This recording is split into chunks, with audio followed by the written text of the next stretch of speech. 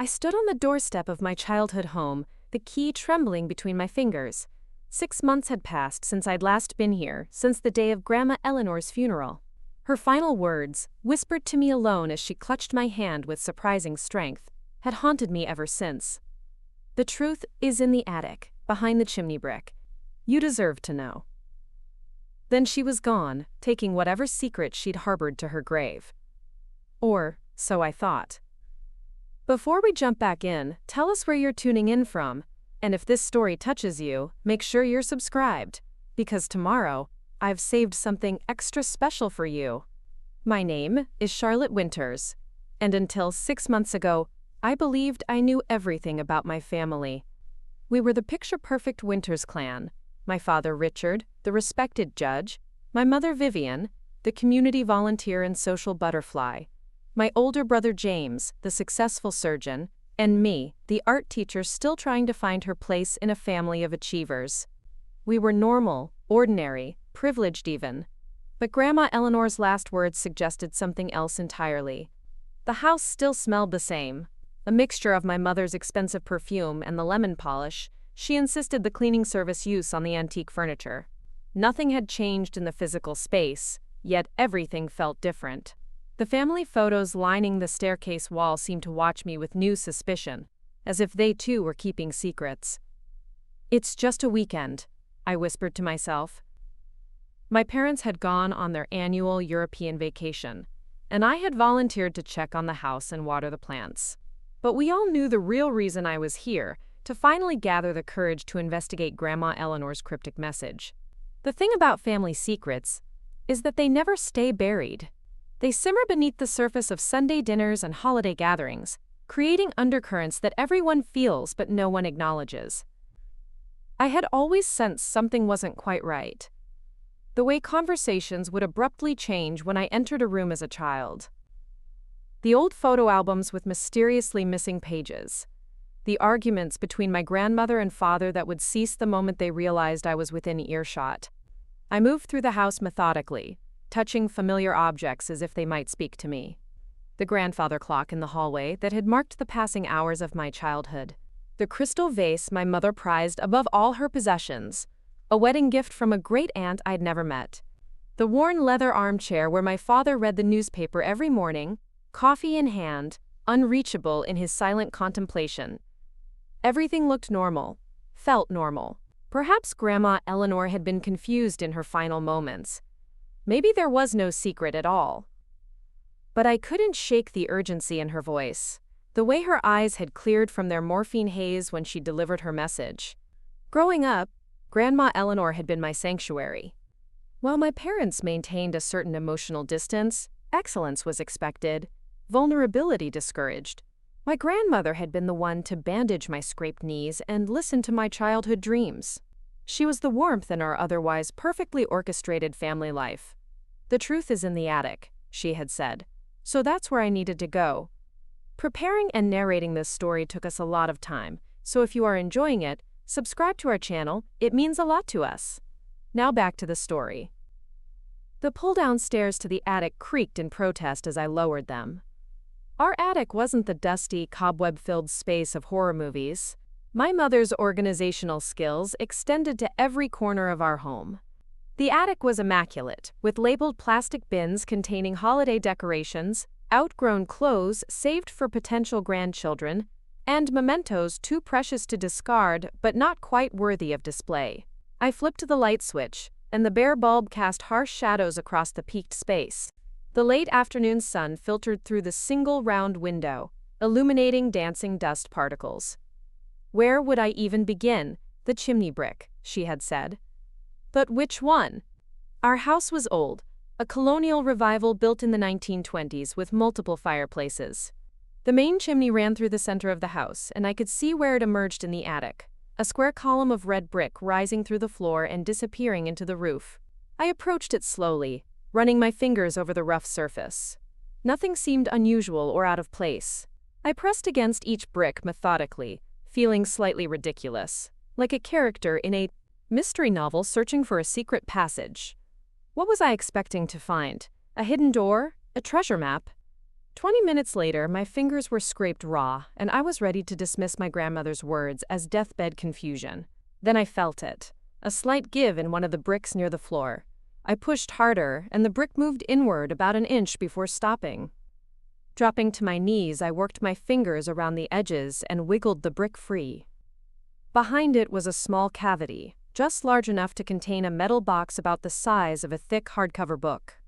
My heart pounded as I pulled it out. It wasn't locked, just tightly sealed with age. I pried open the lid to find a bundle of yellowed letters tied with faded blue ribbon, a small leather journal, and underneath those, something that made my blood run cold: a birth certificate. Not just any birth certificate. Mine. Except it wasn't the one I'd seen before when applying for my passport. This one had a different name for my mother. Instead of Vivian Winters, it read Margaret Sullivan. My hands began to shake. This had to be a mistake. Perhaps it was a draft, an error that had been corrected. But why would it be hidden in the chimney? I untied the ribbon and opened the first letter.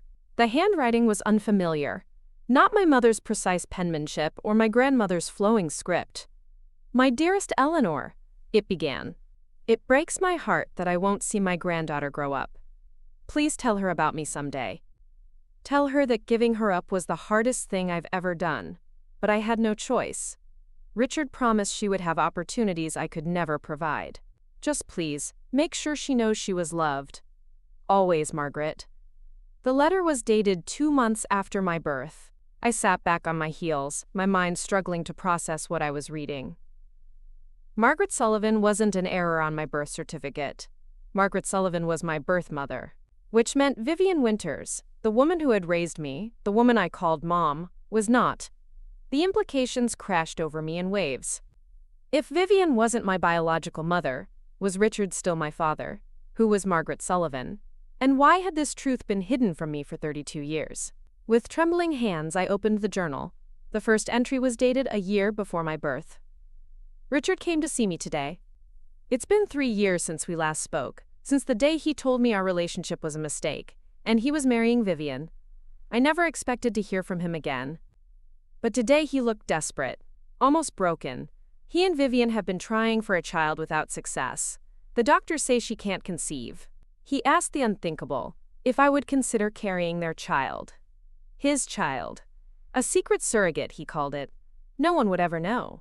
I said no, of course. How could I bear a child for the man I still love and the woman he chose over me?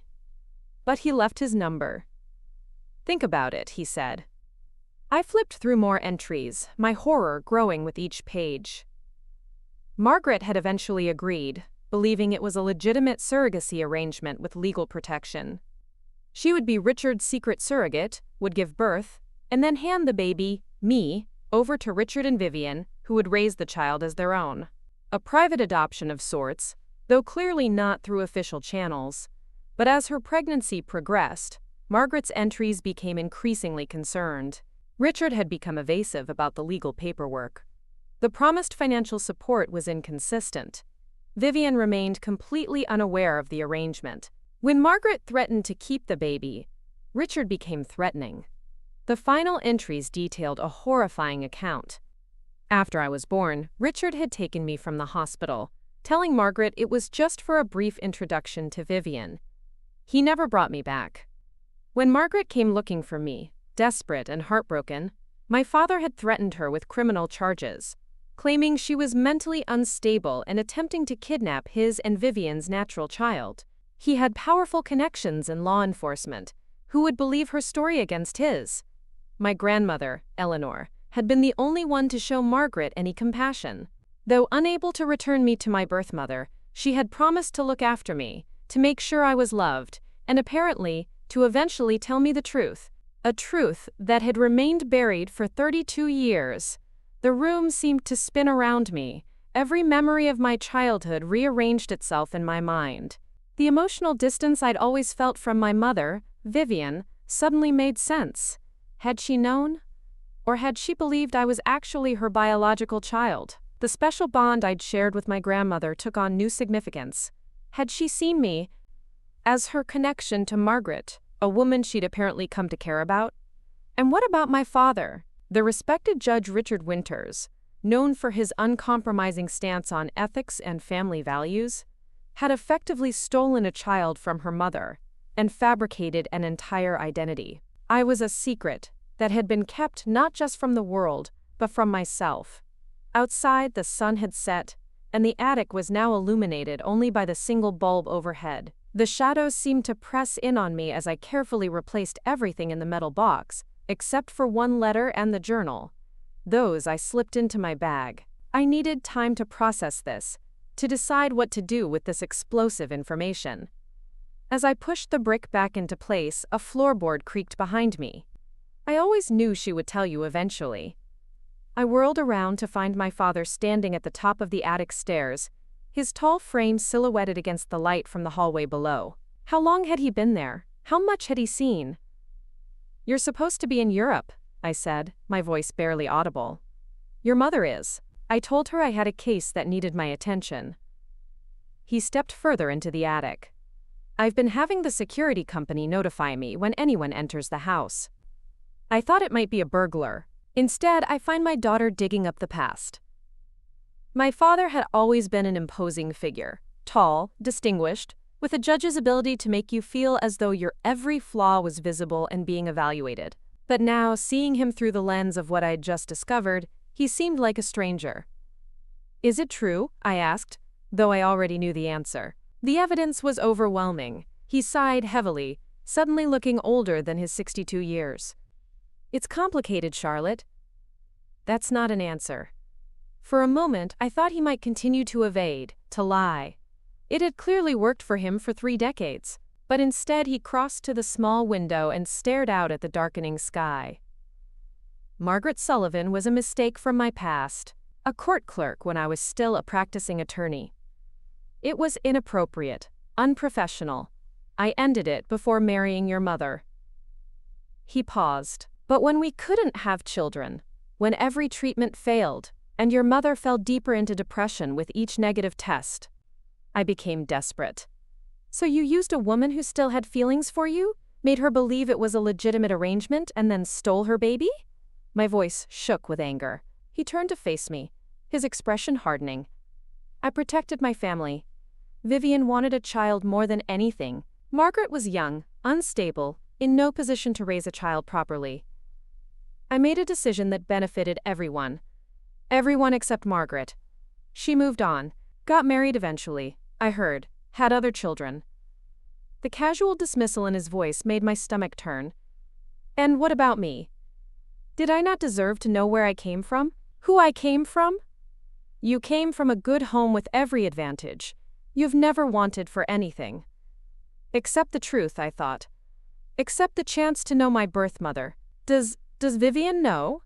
I asked, suddenly unsure if I was ready for the answer. A flash of something, guilt perhaps, crossed his face. "No, she believes you are hers. The pregnancy, the birth, it was all carefully managed. A private hospital, doctors who owed me favors. As far as Vivian knows, she experienced temporary amnesia during childbirth due to complications. Not uncommon," the doctor assured her. "By the time she was recovered enough to come home with you, the narrative was established." The elaborate deception left me breathless. "So you've lied to everyone?" "For 32 years. I protected everyone," he corrected, his voice taking on the authoritative tone he used in his courtroom.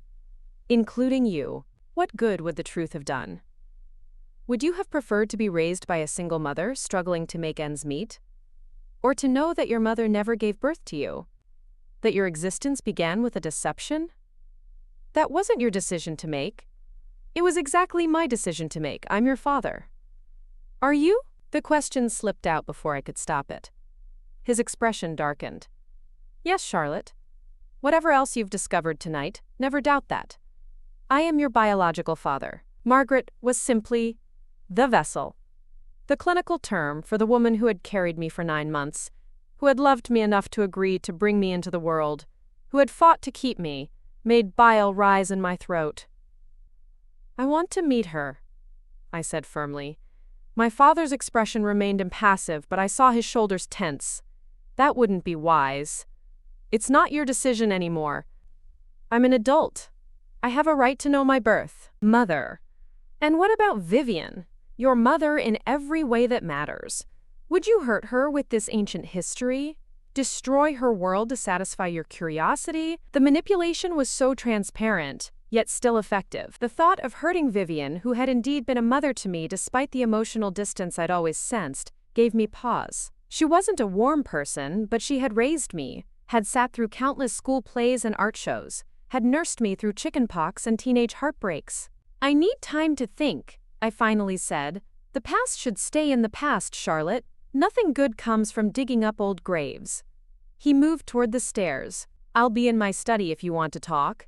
Otherwise, I suggest you forget what you found tonight, for everyone's sake.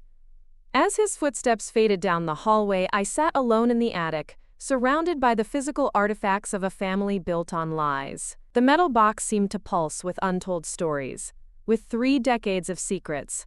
My grandmother had wanted me to know the truth. She had kept the evidence safe, waiting for the right time. And now the choice was mine, to bury the secret again, or to uncover it fully, regardless of the consequences. I carefully packed the metal box into my overnight bag. Whatever I decided, I wasn't leaving this evidence behind. Not again. Not after 32 years. As I descended the attic stairs, I could hear my father in his study, the familiar sound of ice clinking against crystal as he poured his nightly whiskey. The sound of normalcy, of routine, in a house that suddenly felt like it belonged to strangers. I slipped out the front door without saying goodbye. The weight of the metal box in my bag was nothing compared to the weight of the decision I now faced, to protect the family I had always known, or to discover the truth about where I really came from. Grandma Eleanor's last words echoed in my mind as I drove away from my childhood home. The truth is in the attic, behind the chimney brick. You deserve to know. What I would do with that truth remained to be seen. I sat in my car, parked at the overlook point outside of town, staring at the glittering lights of the city below. The metal box from the attic rested heavily on the passenger seat beside me. 3 hours had passed since I'd fled my childhood home, and my phone had buzzed relentlessly with calls from my father. I had ignored them all. The night air was cool against my skin as I rolled down the window, needing to feel something real, something honest.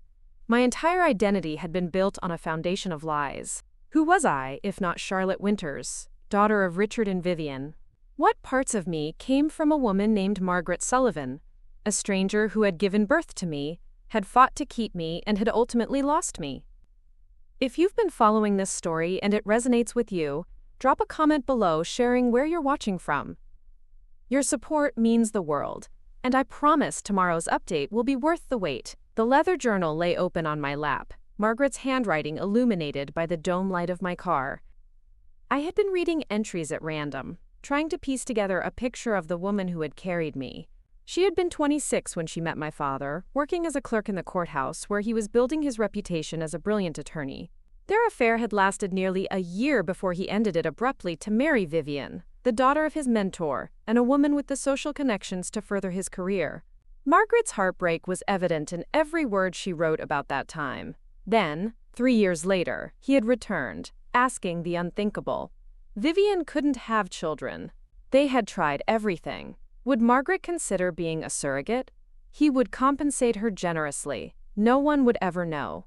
It was clear from her entries that Margaret had still loved him, had perhaps seen this as a way to maintain a connection to the man who had broken her heart. She had agreed, believing there would be legal protections, believing she was doing something altruistic while also healing her own wounds. What a terrible mistake that had been. The final entries in the journal were frantic, desperate. After I was born, Richard had taken me from the hospital, promising to bring me back after introducing me to Vivian. Hours stretched into days. Margaret's calls went unanswered. When she finally confronted him at his office, he had threatened her with criminal charges if she didn't disappear from our lives. He said no one would believe me, she had written. That it would be my word against his, and he had documentation showing Vivian had given birth. He said if I pursued it, he would use his connections to have me declared mentally unfit. I would lose everything, not just my daughter.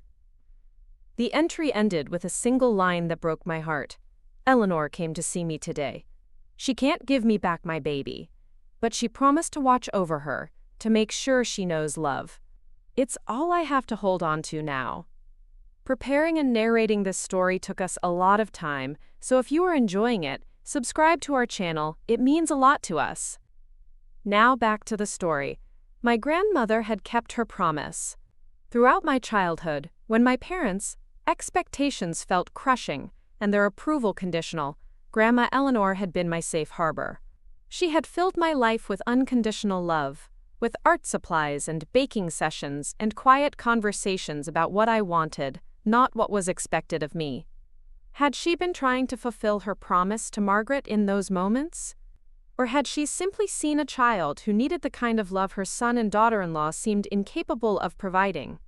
I reached for my phone, scrolling past the missed calls from my father to find the contact information for James, my older brother.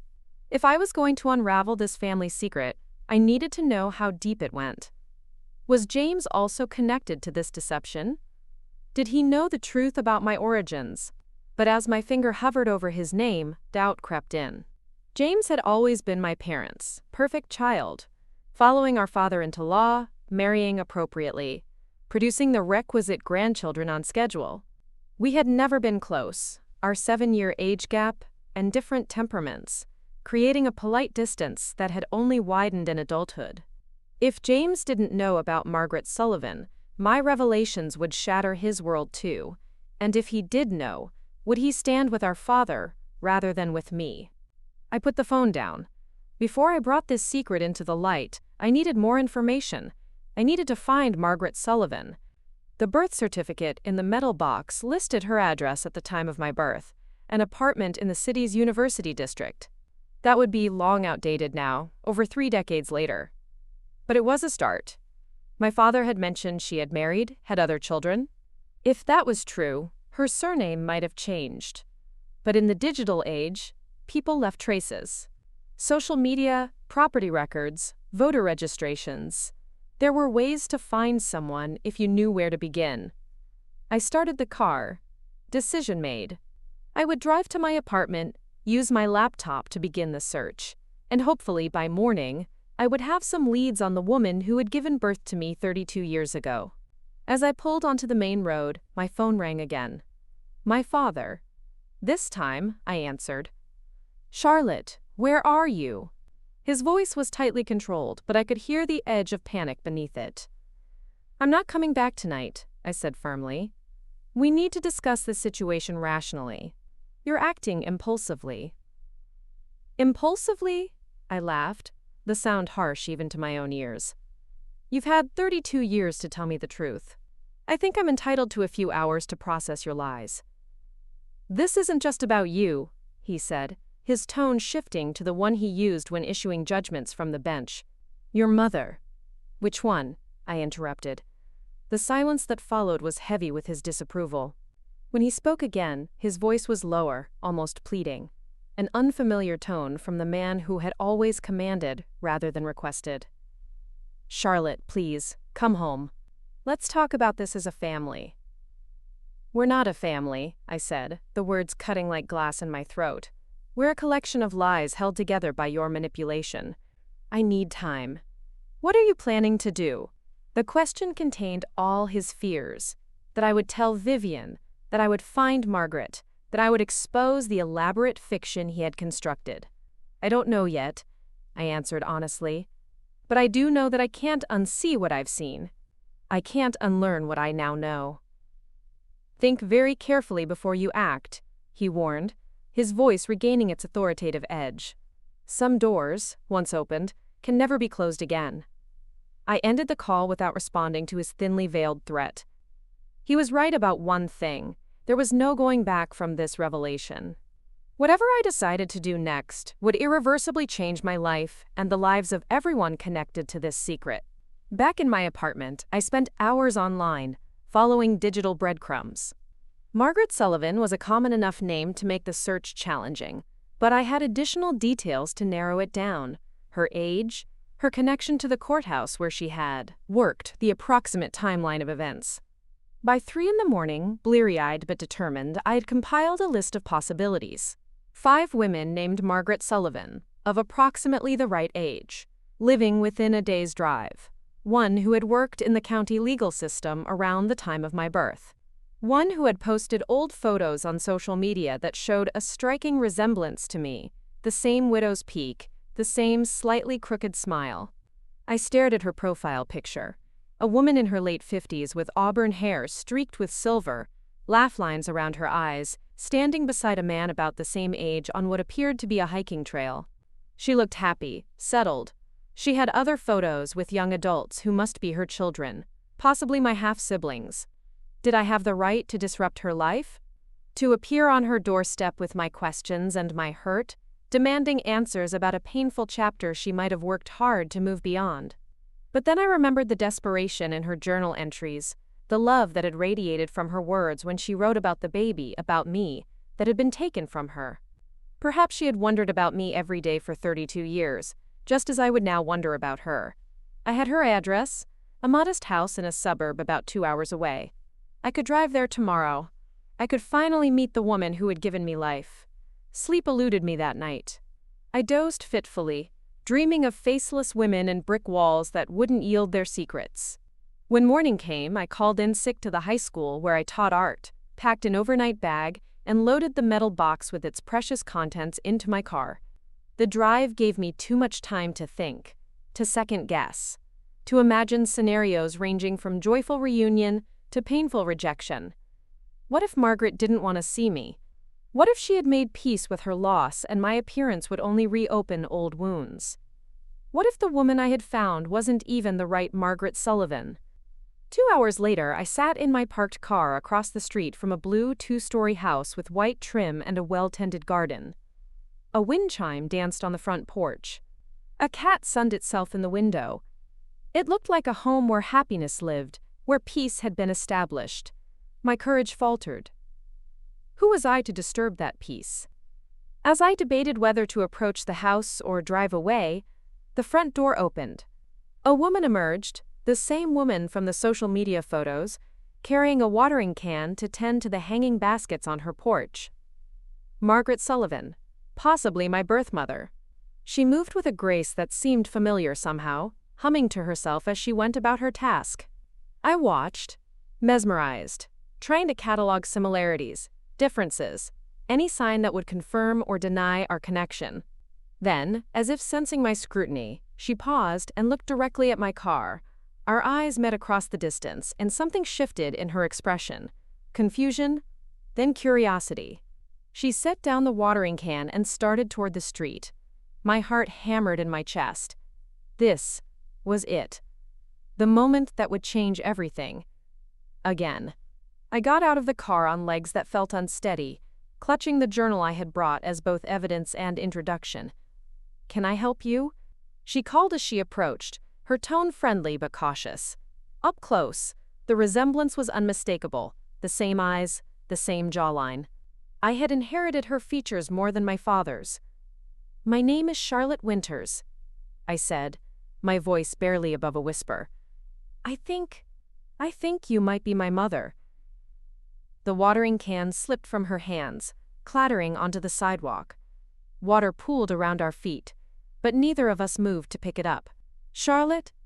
she repeated, the name a prayer on her lips. Her hand reached out tentatively, hovering just short of touching my face, as if she feared I might disappear. "How did you find me?"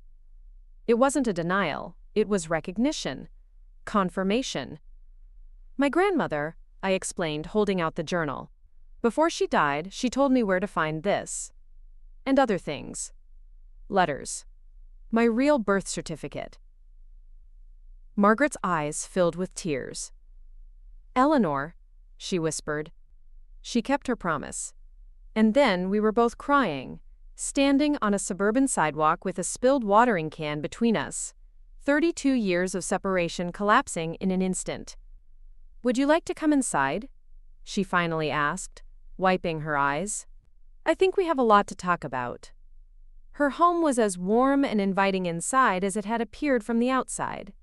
Family photos crowded the mantel and walls, Margaret with her husband, with 2 young adults who must be her children, my half-siblings. A life built after the tragedy of losing me. We sat at her kitchen table, mugs of tea growing cold between us, as I explained how I had discovered the truth, how I had tracked her down. "I never stopped thinking about you," she said, her eyes never leaving my face, as if she was still trying to convince herself I was real. "Every birthday, every Christmas. I would wonder where you were, what you were doing if you were happy." "Why didn't you try to find me?" I asked, the question that had burned in me since reading her journal. She sighed heavily. "At first, I did. I consulted lawyers, but your father's threats weren't empty. He had powerful friends. One attorney actually called him before even meeting with me, warning him that his unstable ex was making wild claims." She shook her head at the memory. "Then when I tried to file for visitation rights, I was served with a restraining order, accused of harassing your parents and threatening their child. My father's ruthlessness shouldn't have surprised me, yet it still did." "I'm so sorry," I whispered. Eventually, I had to make a choice, to keep fighting a battle I couldn't win and risk losing everything, including my freedom if your father made good on his threats to have me committed, or to try to build a new life. She reached across the table to take my hand. "It was the hardest decision I've ever made. Walking away from you broke me for a long time." "But you got married, had other children," I said, gesturing to the photos. A small smile touched her lips. "Yes. About 5 years after losing you. David was a friend who helped me through the worst of it. He knew everything, supported me through the legal battles, held me when the grief was too much. Eventually, friendship became love. We have 2 children. Ryan is 25, Amber is 23. My half-siblings. People connected to me by blood who had grown up never knowing I existed." "Do they know about me?" I asked. She nodded. "They've always known they had an older sister who was taken before they were born. David and I believed in honesty, even about painful things." The subtle criticism of my father's choices wasn't lost on me. "And now?" I asked, voicing my deepest fear. Are you glad I found you? Or would you have preferred I stayed part of your past?" Margaret's eyes filled with tears again. "Charlotte, finding you is the miracle I stopped believing would ever happen. Not a day has gone by that I haven't thought of you, loved you from afar, hoped you were happy." She squeezed my hand. "But I need to ask, what happens now? Does your father know you found me?" The question brought me back to the complicated reality of our situation. My father knew I had discovered the truth, but not that I had located Margaret. Vivian remained completely unaware that the daughter she had raised wasn't biologically hers. And somewhere in this web of lies and secrets were my brother James and Margaret's other children, all of whom would be affected by whatever came next. "He knows I found the evidence," I admitted, "but not that I've found you. I haven't decided what to do about everything. About whether to tell Vivian. About whether to confront him publicly." Margaret nodded thoughtfully. "That's a lot to carry alone. Whatever you decide, I want you to know that I'm here now. If you want me in your life, in whatever capacity feels right to you, I'm here." The simple acceptance, the lack of demands or expectations, was so different from what I had grown up with. My parents, Richard and Vivian, had always had a clear vision of what my life should be, what choices I should make. Their love, while real in its way, had always felt conditional on meeting those expectations. Margaret was offering something different, relationship without requirements, love without strings. "I'd like that," I said, surprised by the steadiness in my voice despite the emotions churning inside me. "I'd like to get to know you. And David. And my half-siblings, if they're open to it." Her smile was radiant. "They will be. They've grown up hearing about their big sister. Especially Amber. She's always felt your absence, like a missing piece in our family puzzle." As the afternoon stretched into evening, Margaret shared stories of her life, showed me photo albums, filled in the blanks of who she was, and, by extension, parts of who I might be. The artistic talent that had always seemed a mystery in my academically focused family had come from her. She was a graphic designer who painted in her spare time. My tendency to talk with my hands, my dislike of seafood, my inherent sense of direction, All traits I shared with this woman I was just beginning to know. When David came home from work, his shock at finding me in their kitchen quickly gave way to warm welcome. He had known about me my entire life, had supported Margaret through her grief, had helped her build a life that honored my memory while still moving forward. As they prepared dinner together, moving around each other with the comfortable choreography of a long marriage, I found myself wondering what my life might have been like if my father hadn't stolen me away. If I had been raised in this home, with its art supplies and board games and family photos displaying genuine smiles rather than carefully composed portraits. "Will you stay the night?" Margaret asked as we cleared the dinner dishes. "The guest room is always made up and I'm not quite ready to say goodbye yet." The invitation was tempting. I wanted more time in this warm household, more opportunity to know the mother I had lost and found. But I was also aware that my father knew I had the journal, knew I might be trying to find Margaret. He was not a man who relinquished control easily. "I should get back," I said reluctantly. "But I'd like to come again, soon, and maybe meet Ryan and Amber?" "Of course," she said, trying to hide her disappointment. "They'll be thrilled. Ryan is actually coming for dinner this weekend with his fiancée. Amber lives about an hour away, but she visits often."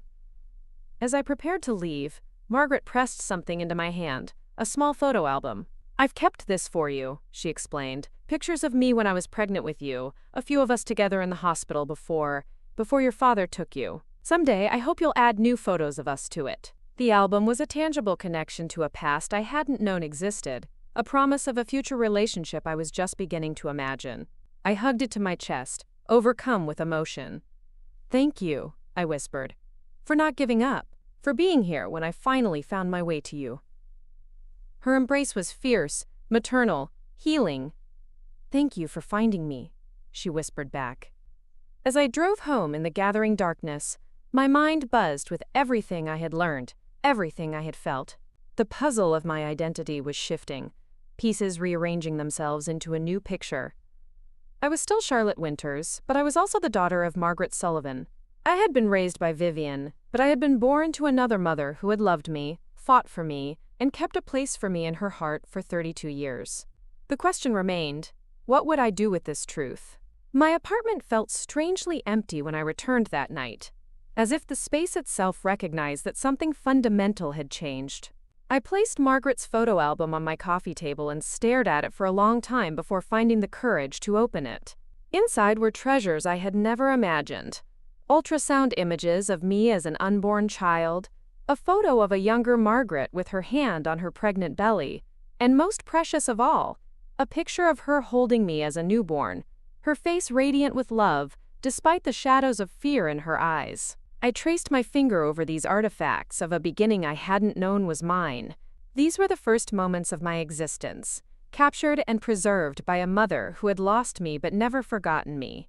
In those grainy hospital photos was evidence of a truth my father had tried to erase. I had been born of love, not merely transaction. If you're still with us on this journey, we'd love to know where you're tuning in from. Drop it in the comments, and if you're finding this story meaningful, make sure to subscribe. Tomorrow's video might be exactly what you need to hear. The confrontation with my father couldn't be avoided forever. After a restless night filled with fragmented dreams, I made my decision. Before approaching Vivian with the truth, I needed to give my father one chance to do the right thing, to come clean on his own terms. I texted him early the next morning, "I'm coming by the house at noon. We need to talk. Just you and me." His response was immediate, "I'll be in my study." The drive to my childhood home felt different now. Every familiar landmark seemed to belong to someone else's life, a life built on carefully constructed fiction. The sprawling colonial with its manicured lawn and imposing columns no longer represented security and privilege to me, but confinement and control. My father was waiting in his study as promised, seated behind the massive mahogany desk that had always served as a barrier between him and emotional entanglements. He looked composed, but the tumbler of whiskey at his elbow, unusual for midday, betrayed his agitation. "You found her," he said as I entered. Not a question, but a resignation. I nodded, taking the chair across from him. "Margaret Sullivan. She lives 2 hours away with her husband and has 2 other children. My half-siblings. He flinched slightly at the term but maintained his judicial demeanor. And what does she want? The question revealed so much about him. His assumption that relationships were transactional, that Margaret's interest in me would be motivated by something beyond simple connection. She doesn't want anything, I replied evenly, except perhaps the 32 years of motherhood you stole from her. His jaw tightened. I did what was necessary to protect my family. You didn't protect anyone. You lied to everyone, to Vivian, to me, to the world. You threatened and manipulated a vulnerable woman who trusted you. And for what? To maintain your perfect image? To advance your career without scandal? For you, he said sharply. Everything I've done has been for you. What kind of life would you have had with her? A struggling single mother with no prospects, no connections? I gave you advantages she could never provide. Preparing and narrating this story took us a lot of time, so if you are enjoying it, subscribe to our channel. It means a lot to us. Now back to the story. That wasn't your decision to make, I said, echoing our conversation from the attic. And it certainly wasn't your right to deceive Vivian. She believes she gave birth to me. Do you have any idea what that lie has cost her? Cost us? For the first time, doubt flickered across his face. Vivian wanted a child more than anything. The fertility treatments were destroying her, physically, emotionally. When I suggested adoption, she refused. She wanted our baby, our bloodline. The arrangement with Margaret gave her what she wanted, what we both wanted. Except it was built on lies. I pressed. Every time she looks at me and sees herself, features that aren't there, talents she thinks I inherited from her, it's all a fiction you created. He looked away, unable to hold my gaze. It's been 32 years, Charlotte. What good would the truth do now? It would devastate her. The truth has already devastated me. I countered. And it devastated Margaret 32 years ago. Vivian is the only one still living in the comfortable bubble of your creation. For a long moment, silence stretched between us. Outside the study window, I could see the garden where I had played as a child, where Vivian had taught me the names of flowers and warned me not to get my clothes dirty. Had there been moments when she sensed something wasn't right? When the maternal connection she expected didn't manifest in the way she had imagined? I'm going to tell her, I finally said. If you won't, I will. My father stood abruptly, his composed facade cracking. You can't. It would destroy her, destroy this family. This family was destroyed the moment you decided to build it on lies, I said, rising to meet his gaze. I'm giving you one chance to do this the right way. Tell her yourself. Today. Or I will tell her tomorrow. And then what? He demanded. What do you expect to happen? That we'll all become one big happy family? That Vivian will welcome Margaret into her life with open arms? That's fantasy, Charlotte. I don't know what will happen, I admitted, but I know that living with this secret is no longer an option for me. And it shouldn't be for you, either. Haven't you carried this burden long enough? Something shifted in his expression. A weariness that suggested perhaps he had indeed grown tired of maintaining his elaborate deception. For a moment, I glimpsed the weight of 32 years of lies in the slump of his shoulders, the lines around his eyes. Let me think about how to approach this, he said finally. Vivian is at her garden club until 4. I'll talk to her when she gets home.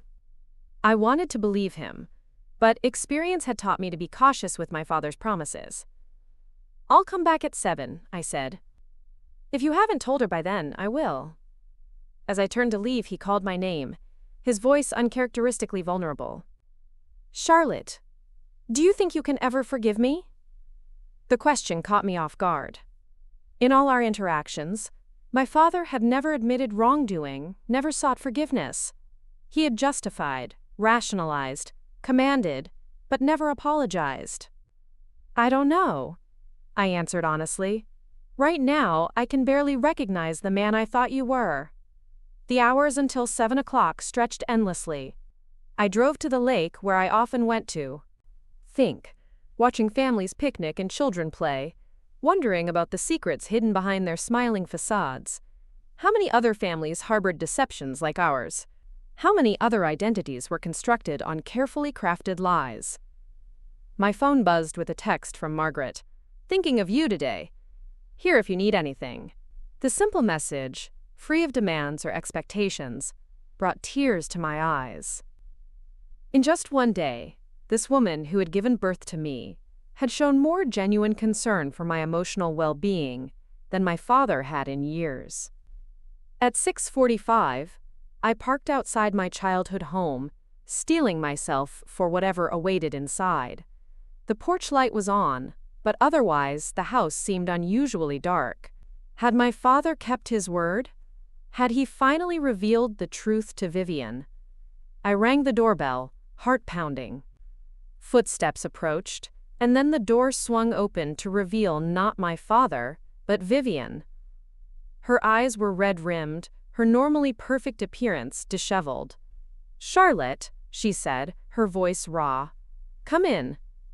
The living room was dim, lit only by a single lamp. My father sat in his armchair, looking older than I had ever seen him. The air was heavy with unspoken words. "He told me everything," Vivian said as I took a seat on the edge of the sofa. "About Margaret. About the arrangement. About the deception."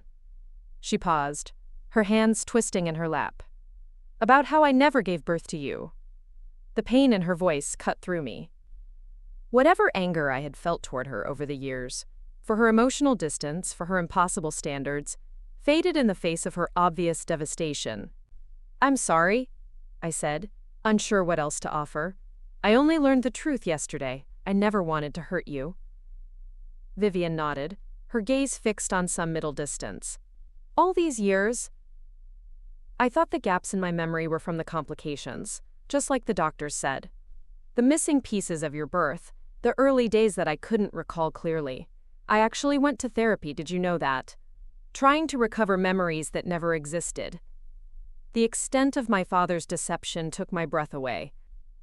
He had not only lied about my origins, but had allowed Vivian to believe something was wrong with her mind when she couldn't remember giving birth. "Richard says you've met her?" Vivian continued, finally looking directly at me. "Margaret?" "Yes," I admitted. "Yesterday. She lives a few hours away." "And?" The question contained multitudes.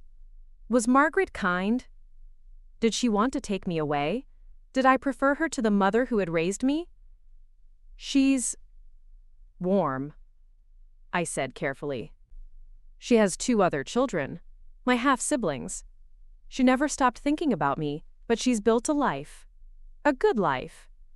Vivian nodded slowly, absorbing this. "Does she hate me?" The question surprised me. "No.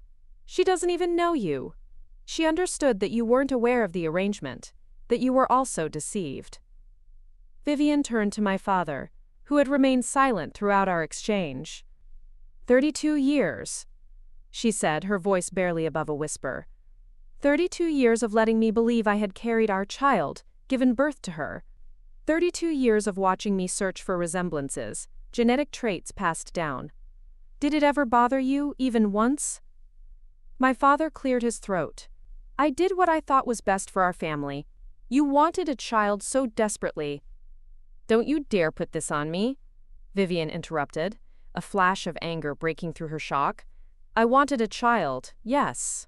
I would have considered legitimate surrogacy, legitimate adoption. I never asked you to steal someone else's baby and gaslight me into believing I had given birth." It was the first time I had ever heard Vivian directly challenge my father, and the sudden glimpse of strength beneath her polished exterior was revelatory. Had this woman, capable of righteous anger, of moral clarity, been there all along, hidden beneath the perfect society wife my father had shaped her to be? "What happens now?" I asked, the question directed at both of them but mostly at Vivian, whose response mattered most to me in that moment. She was quiet for a long time, hands still twisting in her lap. "I don't know," she finally said. Everything I thought I knew about our family has been a lie. I need time to process what that means for me, for us." She looked up at me, eyes glistening. "But I want you to know that whatever happens between Richard and me, you are my daughter. Maybe not by birth, but by every day I've loved you, raised you, worried about you. That hasn't changed." Her words loosened something tight in my chest. Whatever complications lay ahead, whatever reckonings were still to come, Vivian was offering continuity amidst the chaos, the assurance that her love, at least, had been real. "I'd like to meet her someday," Vivian added, surprising me again. "Margaret, when I'm ready, I think I'd like to thank her for giving me the gift of being your mother, even if the circumstances were not what any of us would have chosen." The grace in her response humbled me. Faced with a devastating revelation, Vivian had found a generosity of spirit I wasn't sure I could have mustered in her position. My father watched our exchange with an unreadable expression.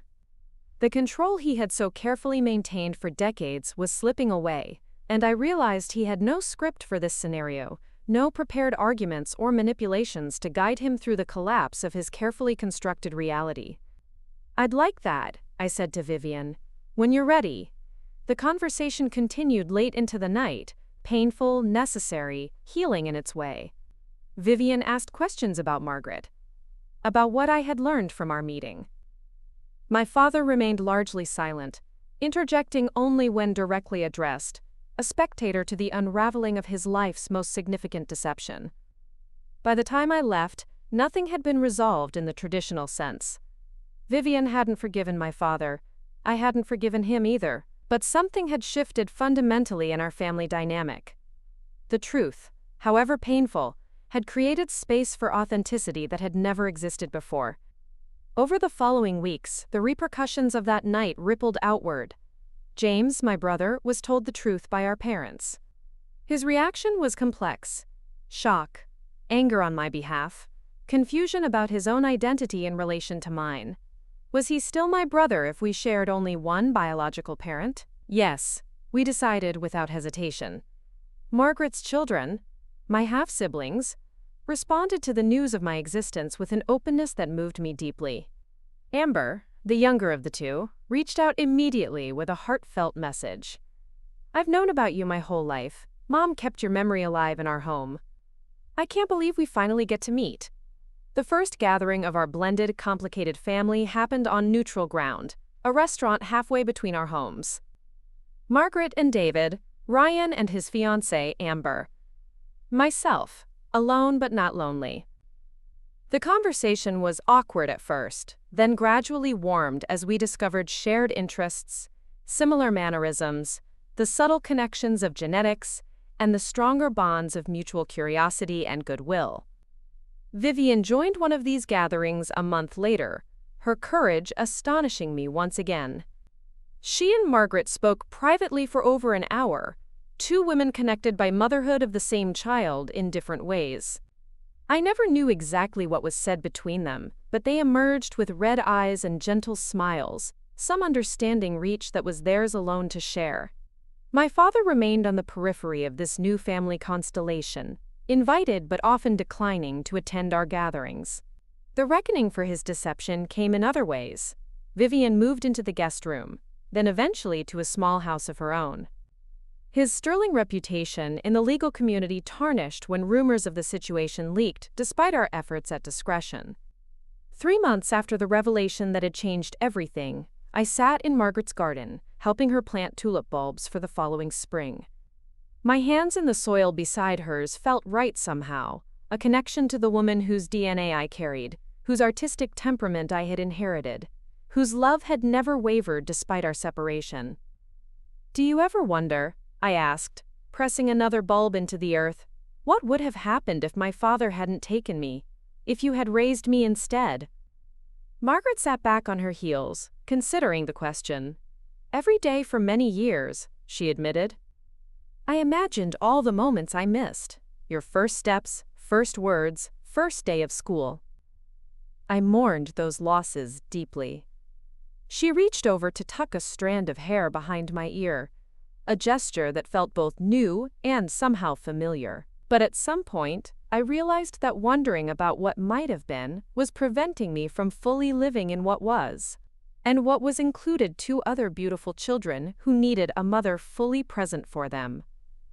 Her wisdom resonated in me. I too had been caught in the web of what-ifs since discovering the truth. What if I had been raised by Margaret? What if Vivian had known from the beginning? What if my father had made different choices? Those alternative paths were ghosts that could haunt me forever if I let them. Besides, Margaret continued, a gentle smile lighting her face, we're here now, together. Not in the way we should have been all along, but in a way that's still meaningful. There's grace in that, don't you think? Grace! It wasn't a word I had associated with this painful journey, with the revelations that had shattered my understanding of myself and my family. But looking at the woman before me, who had lost so much yet remained open to love, to forgiveness, to new beginnings, I began to see the possibility of grace amidst the wreckage of lies. I'm thinking of changing my name, I said suddenly. Not completely, but adding Sullivan as a middle name. Charlotte Sullivan Winters, to honor both sides of who I am. Margaret's eyes filled with tears. I would be honored, she whispered. That evening, as we shared dinner with David, Ryan, and Amber, I felt a sense of belonging I had never quite experienced in the Winters household. Here, there were no expectations of perfection, no carefully maintained facades. There was laughter, interruptions, passionate disagreements about movies and politics, and beneath it all, an acceptance that felt like coming home. Later, driving back to my apartment, I realized that the truth, painful as it had been, had given me something precious, a more complete understanding of myself, my origins, my place in the world. The grandmother who had loved me, who had kept the evidence that would eventually lead me to Margaret, had given me one final, invaluable gift, the truth that set me free. My father had been right about one thing: some doors, once opened, could never be closed again. But he had been wrong about what lay beyond those doors. Not just pain and destruction, but also healing. Not just endings, but new beginnings. I thought of Vivian, finding her voice and herself outside my father's shadow. Of James, re-examining his own relationships in light of what he had learned about our family. Of Margaret and her children welcoming me into their lives with open hearts. Even of my father, facing the consequences of his actions after decades of denial. The secrets we keep shape us, but so do the truths we finally face. Grandma Eleanor had understood that. You deserved to know, she had told me with her dying breath. Not because the truth would be easy, but because it was necessary for wholeness, for healing, for moving forward authentically. 6 months after discovering the metal box in the attic, I stood before my art students, teaching them about self-portraits. Art is truth-telling, I explained as they sketched their own faces with varying degrees of accuracy and insight. Not just about capturing what you look like, but who you are. One student, a quiet girl with serious eyes, raised her hand. But what if you don't know who you are yet? I smiled, thinking of my own journey. Then the process of creating helps you discover it. Each line you draw, each choice you make, reveals something about you, to yourself, and to the world. That evening, I began my own self-portrait, not the first I had created, but the first since learning the truth about my origins. In the mirror, I studied the features I now knew came from Margaret, the shape of my eyes, the curve of my mouth. I saw traces of my father too, unavoidable genetic connections that existed regardless of his moral failings. But more than these inherited traits, I saw myself Charlotte Sullivan Winters, a woman who had faced a devastating truth and found strength in it. A woman connected to two mothers in different but equally meaningful ways. A woman who was still discovering who she could be now that the foundation of lies had been swept away. As I sketched, I thought of Grandma Eleanor, who had kept her promise to Margaret all those years, who had loved me enough to ensure I would someday know the truth.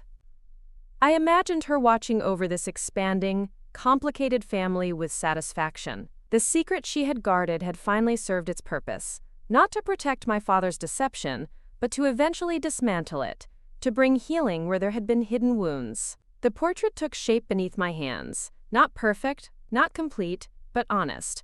A work in progress, just as I was. Just as we all were. And in that honesty, that openness to what was still unfolding, I found something I hadn't expected when I first stood on my childhood doorstep, with a key trembling in my hand. Hope. Not for a perfect resolution to a story decades in the making, but for an authentic one. A story still being written, with chapters yet to unfold. Grandma Eleanor's last words had indeed revealed our family's darkest secret. But in doing so, they had also revealed our capacity for truth, for forgiveness, for new beginnings. And that, perhaps, was her greatest gift of all. Up next, you've got 2 more standout stories right on your screen. If this one hit the mark, you won't want to pass these up. Just click and check them out. And don't forget to subscribe and turn on the notification bell so you don't miss any upload from us.